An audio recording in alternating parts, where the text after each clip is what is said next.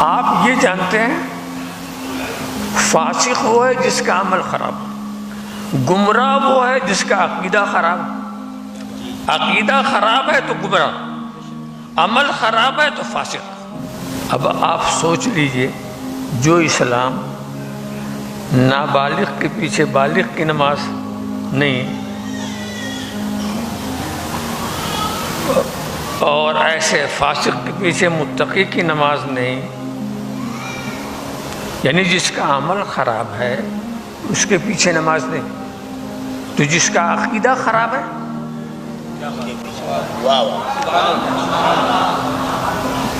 عمل خراب تو نماز نہیں، عقیدہ خراب ہو تو وہ نماز نہیں،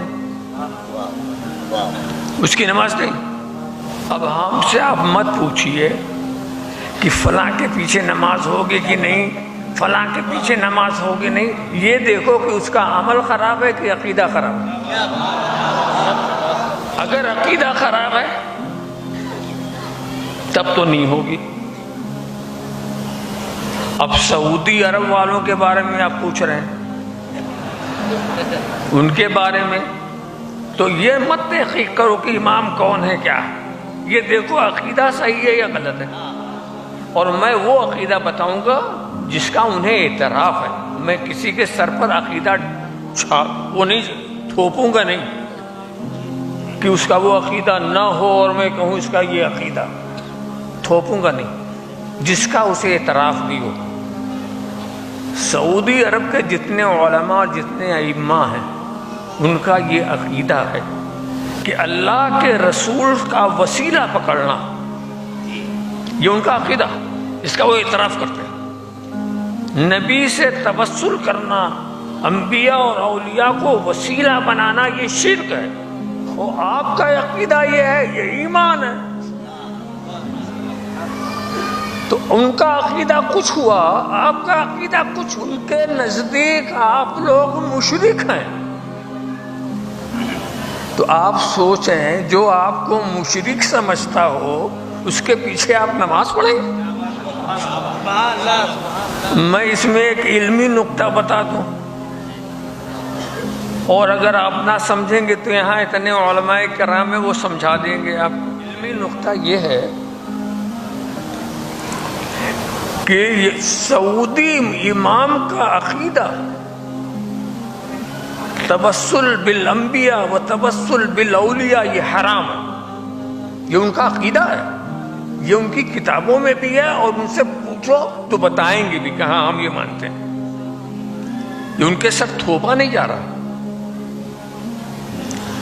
اچھا، تو جب ان کے نزدیک آپ مشرک ہیں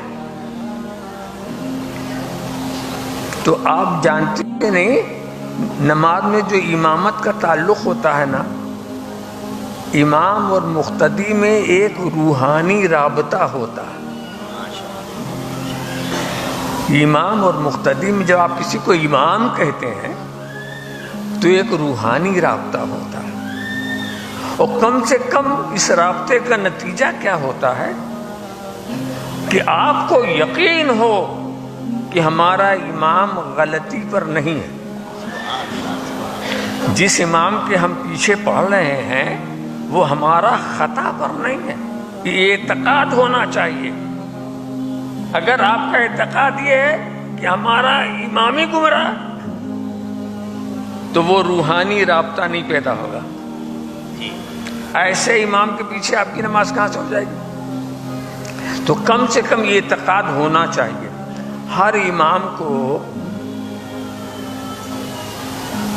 اس بات کے جس کو مقتدی بناتا ہے نا، اس کے اقتداء کی نیت کرتا ہے۔ جس کو امام بناتے ہیں اس کی امامت کی نیت کرتے ہیں پیچھے اس امام کی، اور وہ آگے ان مقتدیوں کے، تو ان کے مقتدی ہونے کی نیت بھی امام کرتا ہے، اور اس کے امام ہونے کی نیت پیچھے والے مقتدی کرتے ہیں۔ اگر وہ نیت نہ کریں تو نماز نہیں ہوگی۔ کوئی ہمارے پیچھے آ کے کھڑا ہو جائے، ہم اس کی اقتداء کی نیت نہ کریں تو ہم اس کے امام نہیں، وہ ہمارا مقتدی نہیں۔ مگر اس میں کسی کی نیت میں گڑبڑی ہو گئی تو نماز نہیں ہوگی۔ اب یہ بتاؤ، سعودی امام جو توسل بالانبیاء، توسل بالاولیاء کو شرک بتاتا، وہ ایسوں کو اپنا مقتدی کیسے بنائے گا؟ وہ ایسے کو اپنا مقتدی کب بنائے گا جو توسل کے قائل ہے؟ اس لیے کہ اگر مشرک کو اس نے اپنا مقتدی بنا لیا تو وہ خود مشرک ہو گیا، وہ خود مشرک ہو گیا۔ تو وہ کیوں بنائے گا؟ نہیں بنائے گا۔ جب وہ نہیں بنائے گا تو پھر اس نے تو آپ کو مقتدی مانا ہی نہیں، آپ کی اقتدا ہوئی کیسے؟ اگر وہ مان لے تو مشرک وہ ہوتا، نہ مانے تو نماز آپ کی جاتی۔ تو ایسے کے پیچھے کیوں کھڑے ہوتے ہو کہ نماز پڑھ کر بھی نماز نہیں پڑھی؟